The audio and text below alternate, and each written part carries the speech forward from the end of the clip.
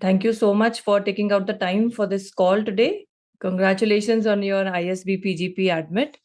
It was a combined effort of both me as well as you that we could make this. It's been a great journey. You spent around maybe around 6 months together working on the Yes, application and everything, right? application. So, sweetie, please tell us about your work experience, your profile, and your journey so far in your career. I did my BTech in mechanical engineering from NIT Allahabad. So I completed my BTech in 2019, post which I've been working in Indian Oil, like from 2019 to 2024. So I had around 5.23 months of experience in Indian Oil. And I've been working in Indian Oil in the operations profile, and presently I'm working in the tendering department. So it was like I thought it was the right time that I wanted to move to the business side of business. So I thought that this is the perfect time to make that switch. And you chose to go in for a 1 year MBA. So tell us about, what were the thoughts behind selecting a 1 year MBA and how did you go about shortlisting the colleges? So when I joined Indian Oil, at first I did not want to go for an MBA directly after college because I wanted to spend some time in my company, like to understand what the work profile is in the company. And while working, then when I took the decision, then I thought that I should go when I gave my GMAT. So I had already 4 years of work ex, and since I'm the earning member of my family, I did not want to have a very big gap between like 2 years gap. So I thought that 1 year MBA is already providing that opportunity, and world over, it's like 1 year MBA is the equivalent. In India, we have more of two-year courses, but worldwide 1 year MBA is the norm. So I thought that when the opportunities are there and the colleges are there, so I thought that this is the perfect way that I should go for the 1 year MBA program.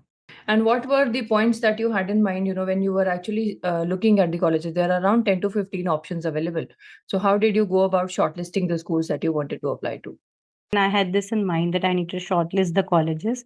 So there were only 4 colleges in my mind, to be very frank. It was the IIM, ABC, and ISB PGP. It was mostly because of the rankings, the reputation of the colleges, per se, the global rankings, and as well as the faculty, the curriculum, as well as the network these colleges provide. So it was overall a consideration of all those factors together, which I thought that this is like I should go for either IMABC or ISB. So that was the way I shortlisted the colleges for like interviews. Absolutely. And, tell us more about your application journey. What are the things in the ISB application process that you think are the most important to look at? So the first thing which I had in my mind was that the ISB's median score was 720. And I remember my first call with you. So the first thing I told is that my score was very less because I had somewhere in my mind that 710 was a very low score for me because I was performing very well in my tests. In my entire GMAT test, I was scoring around 750, 760. On the test day, I scored a 710. So I was very low on morale. So the first thing I told you was that, ma'am, I have a very less score. So can I make it there? And you told me that it is the profile. It's the overall profile of a student which counts. Even a 750, 760 cannot make it, and even a 690, 680 can make it. So it is the sum total of everything together. So that was the thing I kept in mind. The first thing which I believe is very important is the essays that you write. So we had a thorough time with the essays. Like we both really worked together. There were 3 essays, and the biggest thing I believe in writing the essays was that the form you gave us to fill. So that was the time for the first time after college or after working, I had gone back to my days of what I have really done in life. When we both worked together, we already both knew those stories which I had to write. And in this way, the thing which comes up was a very well organized effort because you already had recollected your experiences which truly make an impact. And when you put together those stories, you come together as an individual. So that entire exercise was very helpful, as well as the way we worked on each of the essays. In that way, we went back to those stories which I had written, and we edited it. We zeroed down on the experiences which we should put forward.